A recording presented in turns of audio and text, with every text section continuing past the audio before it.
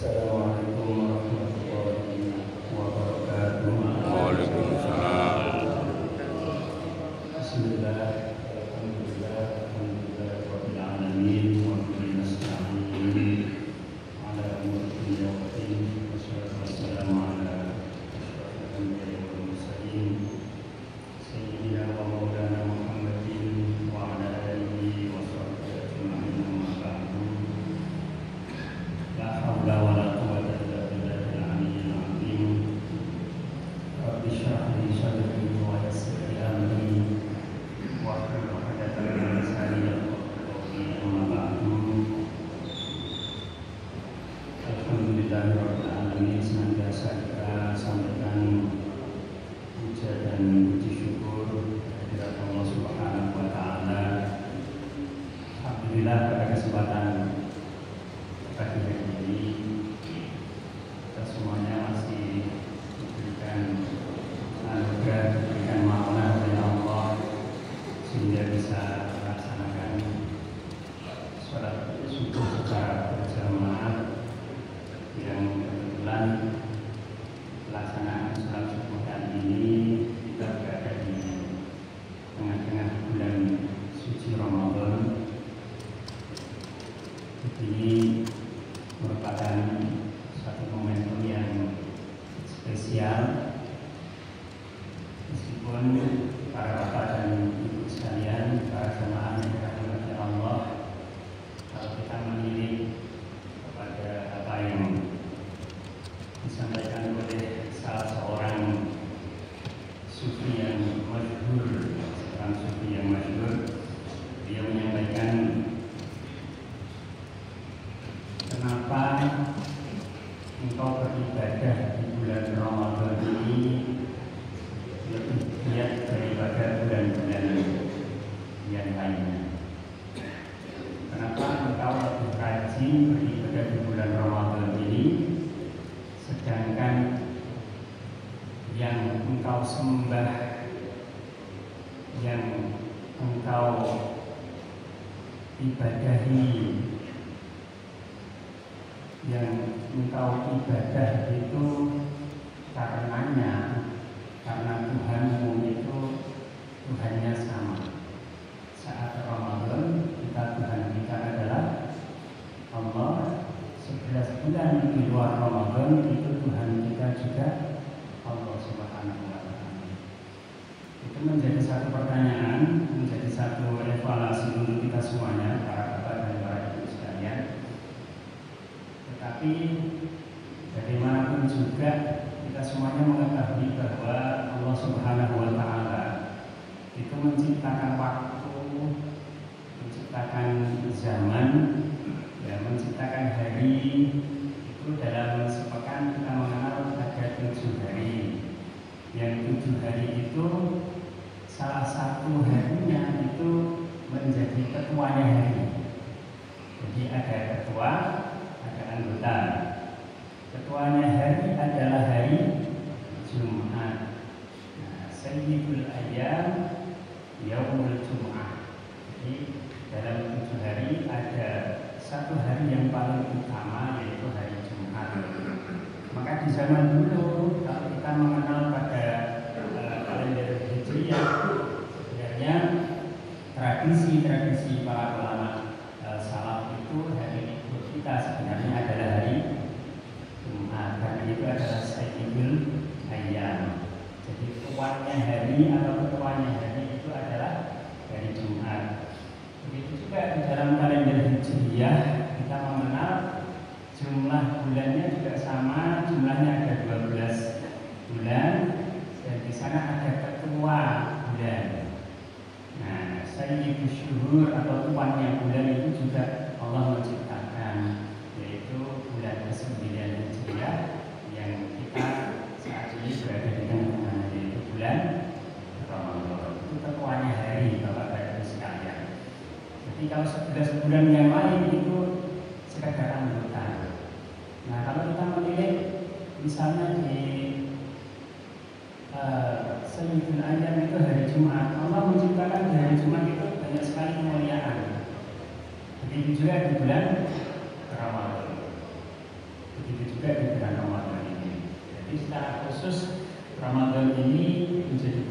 spesial bagi kita semuanya yang di dalamnya penuh dengan maghfirah, ya, penuh dengan ampunan, penuh dengan anugerah dari Allah Subhanahu wa Ta'ala yang kita tidak dapat memperolehnya di bulan-bulan lain selain di bulan Ramadan. Bapak dan Ibu sekalian jamaah yang dirahmati Allah, kesempatan pagi hari ini dan yang penuh berkah ini, setelah kita melaksanakan sholat subuh, dilanjutkan dengan majelis taklim, majelis ilmi ini, Pak, insya Allah panjenengan semuanya forumnya menjadi forum yang lengkap. Ada forum ibadah sholat subuh dilanjutkan dengan forum ilmiah. Jadi dua yang didapatkan sekaligus. Jadi kalau tadi saya baca di depan ini ada sholat subuh berjamaah edisi Ramadan. Nah, secara khusus ini dikhususkan untuk bulan suci Ramadan. Saya lihat di luar bulan Ramadan di masjid kita ini, Masjid As-Sakinah ini juga sudah rutin melaksanakan sholat subuh secara berjamaah, dan jamaahnya rata-rata saya lihat juga stabil. Artinya kalau kita melihat kepada tadi apa yang disampaikan oleh Jalaluddin Ar-Rumi yang seorang sufi terkenal, jadi kira-kira ya, masyarakat di perumahan Mojoroto Indah jamaah Masjid As-Sakinah ini di Ramadan maupun di luar Ramadan Tuhannya sama dan ibadahnya semangatnya tetap sama. Itu mungkin saya istiqomah Bapak dan Ibu sekalian. Bapak dan Ibu sekalian, kita kali ini saya coba mengambil satu tema yang ringan-ringan saja, insya Allah. Kita sering mendengar di dalam masjid atau di mushola atau tempat-tempat yang lain ada orang yang membaca an-nadhafatu minal iman. Kebersihan adalah sebagian dari iman. Nah, tetapi itu setelah diteliti, setelah diteliti itu bukan hadis. Yang berupa hadis itu adalah at-tahuru syatrul iman, yaitu kesucian adalah bagian dari iman. Maka dari itu Bapak dan Ibu sekalian, ya salah satu syarat sahnya kita melaksanakan ibadah sholat, salah satunya termasuk juga tawaf, itu kita harus dalam keadaan suci. Nah, suci itu sendiri ada dua jenis, ada suci dari najis yang pertama, yang kedua adalah suci dari hadas. Kalau najis adalah sesuatu yang memang terlihat, artinya itu toharoh yang sifatnya toharoh fisik, sesuatu yang bisa kita lihat kemudian bisa kita hilangkan. Nah, ini menandakan bahwa secara fisik kita itu harus dalam kondisi bersih, harus dalam kondisi suci. Tetapi di sisi lain yang tidak kalah penting, para jemaah sekalian, itu kita dituntut oleh Allah Subhanahu wa Ta'ala untuk mensucikan diri kita, yaitu suci dari hadas. Ya, hadas sendiri dibagi menjadi dua, ada hadas kecil, ada hadas besar. Ada hadas kecil, hadas besar. Hadas ini sesuatu yang tidak tampak secara fisik. Kita tidak bisa melihat seseorang itu punya hadas kecil atau punya hadas besar. Tidak bisa tampak, tidak bisa kita lihat. Maka ini sifatnya adalah bersuci secara batin.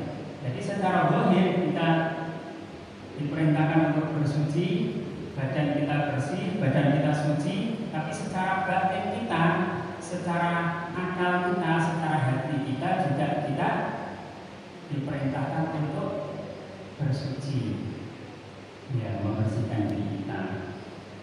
Nah, dalam rangka itu karena kita sholat, kita tawaf dan melakukan ibadah yang lain termasuk juga membaca Al-Quran, itu kita pada posisi sedang menghadap kepada Allah Subhanahu wa Ta'ala yang Maha Suci. Maka kalau Allah Maha Suci, kita dalam kondisi suci, insya Allah ya sinyalnya itu sambung. sinyalnya itu tersambung kepada Allah Subhanahu wa taala. Nah, Bapak dan Ibu sekalian, jemaah yang dirahmati Allah Subhanahu wa taala. Salah satu yang kita ketahui tentang hadas ini adalah kita membersihkan diri, mensucikan diri kita dari hadas kecil. Jadi, hadas kecil itu bisa suci dengan cara kita berwudu. Di dalam Al-Quran banyak kita baca Innallaha yuhibbul mutatahhirin. Jadi Allah Subhanahu wa taala itu menyukai, mencintai orang yang senantiasa bersedia untuk bersuci. Jadi dalam artian Bapak dan Ibu sekalian, alangkah baiknya, alangkah indahnya jikalau nanti ketika Allah Subhanahu wa taala memanggil kita, mencabut roh kita itu, kita dalam posisi sedang suci, baik suci dari hadas kecil maupun hadas besar. Pak, insya Allah kalau kita berusaha ikhtiar, ya itu bukan sesuatu yang mustahil. Dan kalau orang dalam posisi suci, ya ambil nyawanya, kira-kira Bapak dan Ibu sekalian, potensi nggak untuk bisa husnul khotimah? Sangat berpotensi sekali. Nah, maka dalam rangka itu bersuci ini menjadi sesuatu yang penting. Jadi sangat dianjurkan sekali. Kalau kita melihat misalnya ada seorang ustadz, seorang ulama, seorang kiai yang mungkin bisa menjadi panutan kita bersama, dan sekarang beliau menjadi orang yang sangat alim sekali ya, insya Allah. Itu saya sangat kagum dengan beliau. Itu Gus Bahar, saya panggil Gus Bahar itu dulu sejak kecil dia itu sudah membiasakan diri untuk doa wudu. Jadi kalau batal wudunya segera ambil air wudu lagi dari kamar mandi, BAB, BAK selesai atau habis ketut ya. Bukan berarti ini kita dilarang ketut ya, dilarang BAB, dilarang BAK. Tapi setelah wudu kita batal, ya segera mengambil wudu lagi. Itu namanya doa wudu. Dan barokahnya Masya Allah Bapak dan Ibu sekalian itu sangat luar biasa dalam kehidupan kita. Kita itu sebagai manusia, sebagai makhluk Allah tentunya tidak tahu rahasia masa depan kita. Besok kita mau jadi apa? Besok kita akan melakukan apa? Nasib kita besok, nasib kita bulan depan atau tahun depan tidak tahu. Tetapi ketika kita berusaha untuk sinyal kita nyambung dengan Allah Subhanahu wa taala, salah satunya kalau Allah Maha Suci, maka kita berusaha menjadi orang yang dalam posisi suci minimal dari hadas kecil setiap hari. Jadi nyambung. Kalau nyambung sinyal kita dengan Allah, ya enak. Allah akan senantiasa melindungi kita, memberikan taufik kepada kita. Kalau kita misalnya dalam posisi bahaya, maka Allah akan mengalihkan bahaya itu sehingga tidak mengenai kepada kita. Nah, Bapak dan Ibu sekalian, saya akan membacakan beberapa hadis barangkali ini, beberapa hadis yang ini semoga bisa kita ambil ibrahnya. Yang insya Allah hadis ini adalah hadis-hadis yang dipilih menjadi hadis sahih yang sudah diteliti oleh para ulama. Dan insya Allah kalau sudah hadis sahih kita bisa menjadikannya sebagai pedoman, jadi dalil. Hadis ini berkenaan dengan wudu tadi ya, fadilah wudu. Bismillahirrahmanirrahim. An Utsman bin Affan, dari sahabat Utsman bin Affan, salah satu khulafaur rasyidin, beliau mengatakan, qala Rasulullah sallallahu alaihi wasallam.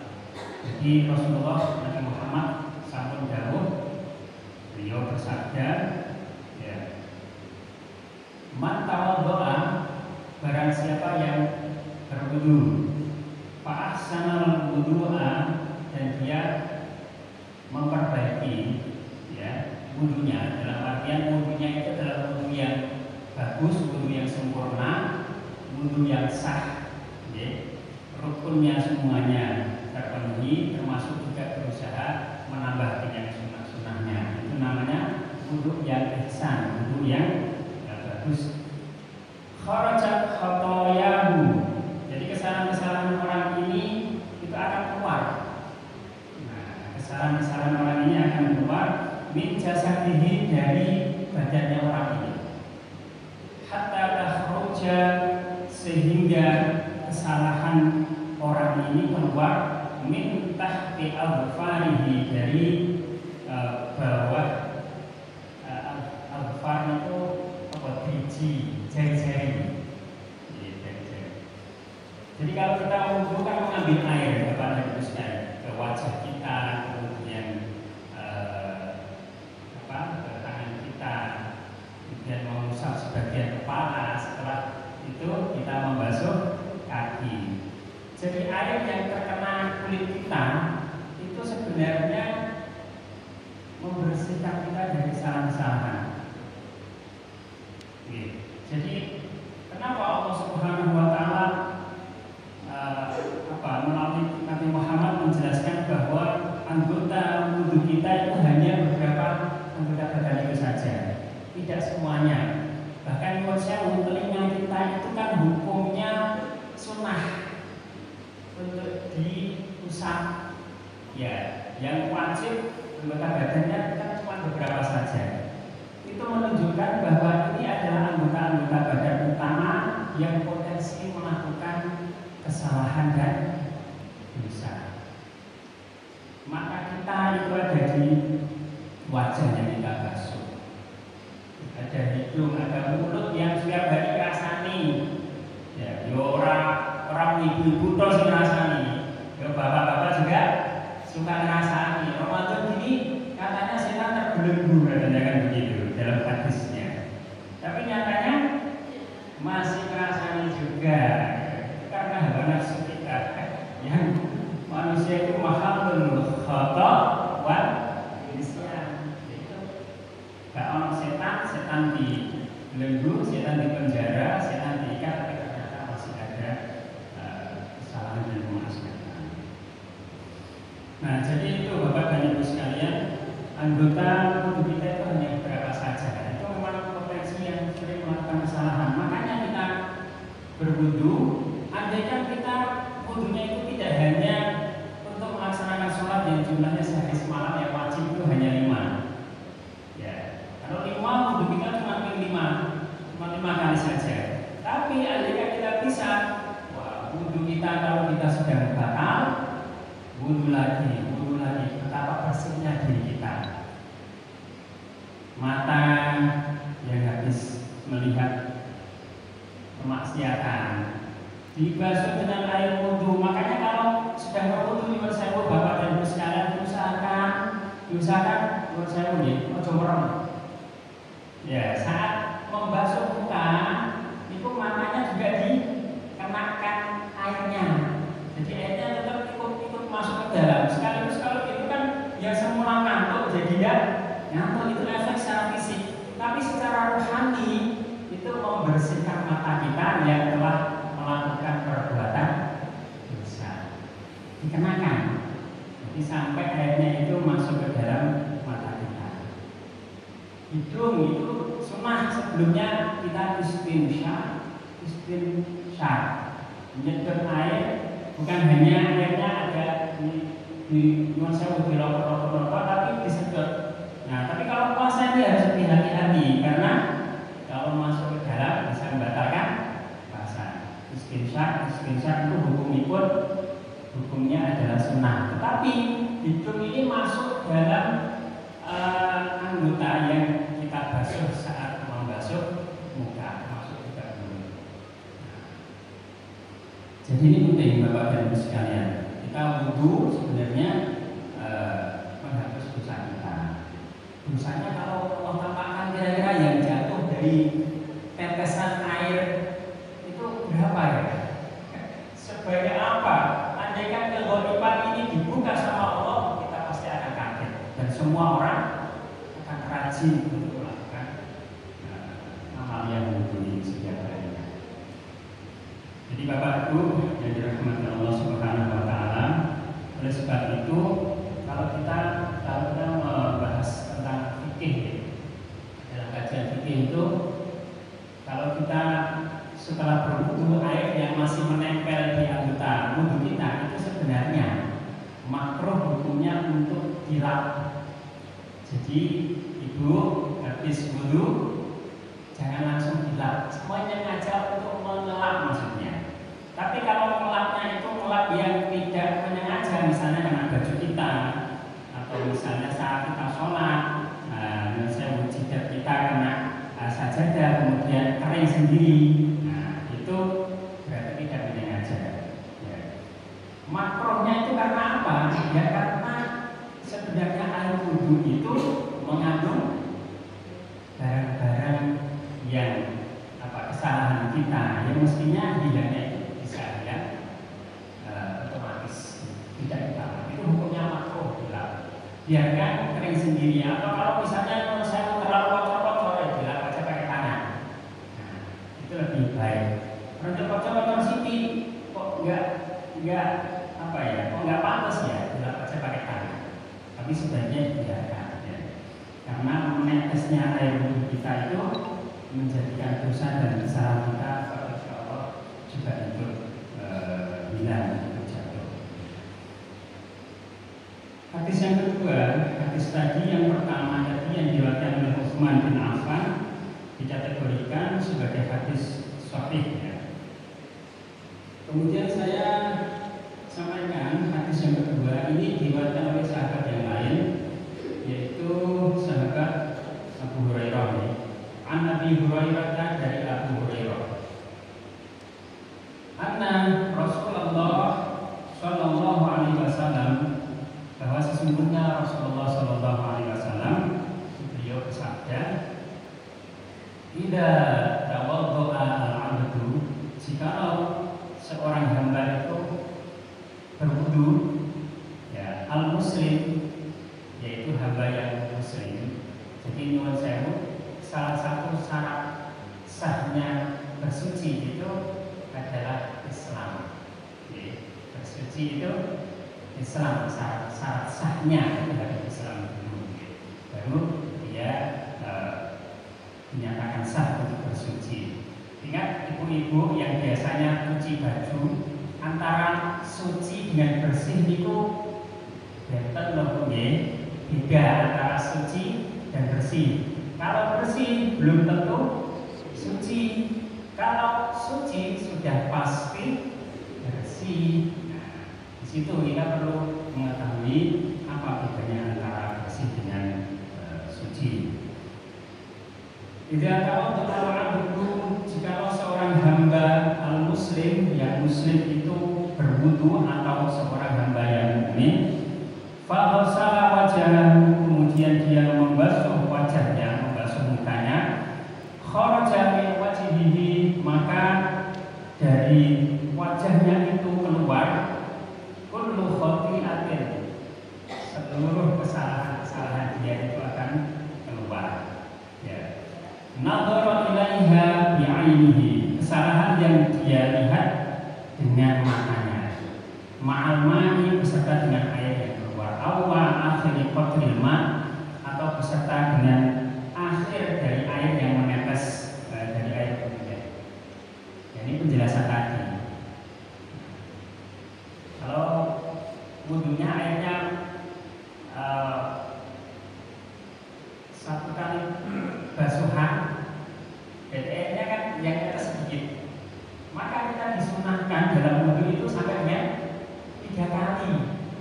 Masing-masing basuhan pelaksanaannya adalah 3 kali. Dengan 3 kali air yang terkena kulit kita kemudian menetes, semakin banyak tetesan berarti kesalahan kita yang jatuh itu semakin banyak. Maka diusahakan masing-masing 3 kali. Sekaligus tujuan 3 kali itu, jikalau basuhan yang pertama itu misalnya kok belum sempurna, maka basuhan yang kedua menyempurnakan. Kedua kok belum sempurna, yang ketiga akan menyempurnakan. Insya Allah bisa menjamin bahwa wudu kita adalah wudu yang sah.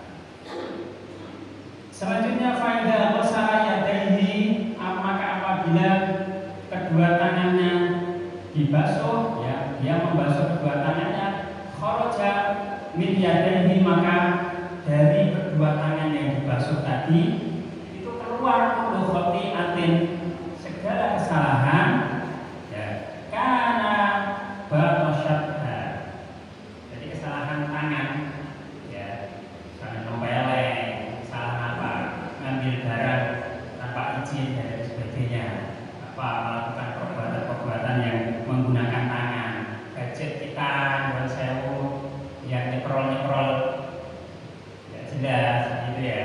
Itu, ini kan dosa tangan. Dosa tangan kita banyak sekali. Mungkin bisa jadi tangan dan mata ini dosanya paling banyak zaman sekarang ya. Mata melihat gadget, karena setiap hari berapa jam kita menghabiskan waktu untuk melihat gadget kita. Jadi itu mata bekerja, tangan juga bekerja, sebagian pekerjaan itu ternyata adalah kesalahan atau kemaksiatan. Itu kita bersihkan dengan air wudhu dengan membasuh wajah dan juga tangan kita.